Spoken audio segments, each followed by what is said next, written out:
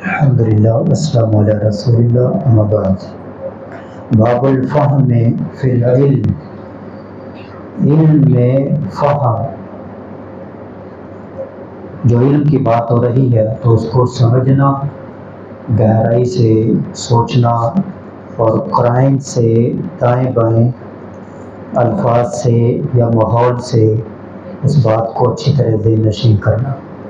قال حدثنا علی قال حدثنا سفیان قال لی ابن ابی نجیب عن مجاہد قال صحبت ابن عمر، کہتے ہیں میں ابن عمر رضی اللہ عنہ کے ساتھ رہا، ساتھ گیا الی المدینہ، مدینہ کی طرف۔ فلم اسمعہ، نہیں میں نے آپ کو سنا، یحدث، کیا وہ حدیثیں بیان کرتے ہوں، عن رسول اللہ، اللہ کے رسول سے، الا حدیث الواحد، مگر ایک حدیث، یعنی سارے سفر میں آپ نے صرف ایک حدیث بیان کی، تو زیادہ حدیثیں بیان نہیں کرتے تھے، جو ضرورت کی بات ہوتی تب بات کرتے۔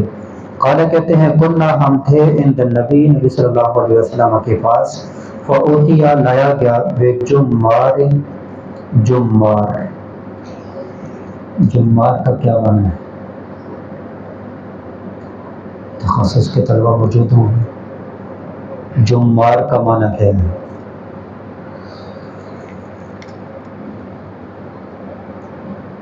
بابا جی نماز پڑھ رہے ہیں، باقی کوئی نہیں موجود؟ شیخ عبد الخالق صاحب ہیں کہ وہ بھی نہیں؟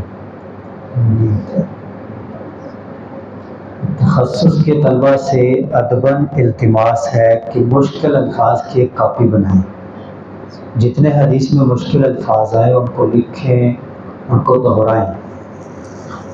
تو جمار لایا گیا، جمار جو کھجور ہوتی ہے، کھجور، اس کا تعلق اس کے ساتھ ہے، کھجور کا خوشہ کہہ لیں، کھجور کا کی جو گوند ہے اس طرح کی ہوتی ہے، رولائی کی۔ قال ان من الشجر، جب وہ لائی گئی، اب اس کا تعلق کھجور کے ساتھ ہے، آپ صلی اللہ علیہ وسلم نے سوال کر دیا، ان من الشجر شجرۃ، بے شک ایک درخت ہے، مثلھا کمثل المسلم، اس کی مثال مسلمان کی طرح ہے۔ وہ کون سا درخت ہے جس کی مثال مسلمان کی طرح ہے؟ اب یہ قرآن کی آیت ہے جس کے اندر یہ بات بیان کی گئی ہے کہ ایک درخت جس کی مثال مسلمان کے ساتھ ہے۔ کون سی وہ آیت ہے؟ طلبہ کرام میں سے کوئی ایک بتائیں۔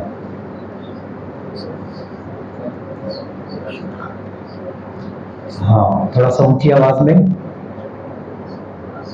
اصلھا ثابت وفرعھا فی السماء، اس کی جڑیں زمین میں بڑی گہری مضبوط ہوتی ہیں اور اس کی شاخیں آسمان سے باتیں کر رہی ہوتی ہیں۔ اور یہ کون سا درخت ہے؟